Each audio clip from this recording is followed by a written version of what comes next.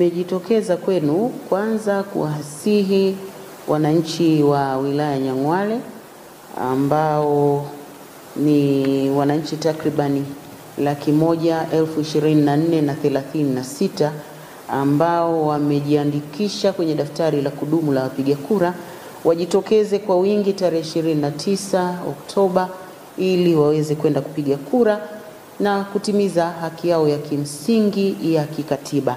Na kimsingi wilaya Nyang'hwale tumejipanga vizuri. Tuna vituo 360 vya kupigia kura ambavyo vimetapakaa kila mahali kuhakikisha wananchi wetu wanapiga kura kwa urahisi, lakini pia bila kukaa kwa muda mrefu na baadaye wakaendelea na majukumu yao ya kila siku.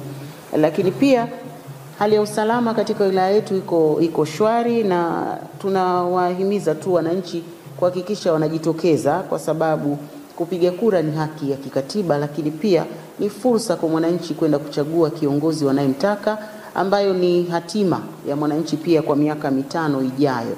Na uchaguzi huu mkuu ambao unakwenda kumchagua rais wa Jamhuri ya Muungano wa Tanzania, lakini pia tunaenda kuchagua mbunge, lakini pia tunaenda kuchagua waheshimiwa madiwani. Kwa hiyo wito wangu kama mkuu wa wilaya ni kuhakikisha kwamba na wasihi wananchi wa Nyang'hwale wajitokeze kwa wingi kwenda kupiga kura.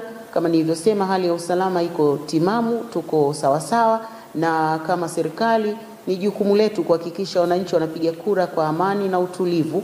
Lakini ni wasihi pia wananchi, twendeni kwa amani na utulivu, twende tukachague viongozi wetu watakao tuongoza kwa miaka 5 ijayo, ili basi tujue hatima yetu na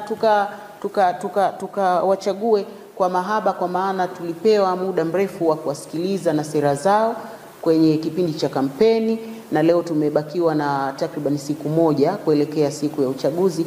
Kwa hiyo ni wito wangu tujitokeze kwa wingi bila hofu yoyote, twende tukapige kura kwa sababu ni haki yetu ya kikatiba. Mwitikio wa Wananyang'hwale katika kufuatilia sera mbalimbali za wagombea ni mkubwa, kwa sababu watu wanajitokeza kwenye mikutano ya hadhara kwenda kusikiliza mgombea huyu ana sera gani, mgombea huyu ana sera gani. Lengo kubwa waone na kupima nani hasa anaweza akatufaa kwa miaka mingine 5 ijayo. Kwa hiyo mwitikio wa Wananyang'hwale hauna shaka ni mkubwa, na mimi kama kiongozi nimeona ni vema kwa mwitikio huo wa kwenda kusikiliza sera za wagombea, basi huo ndio mwitikio uwe wa tarehe 29 Oktoba kwenda kupiga kura kuchagua kiongozi ambaye atatufaa kwa miaka 5 ijayo.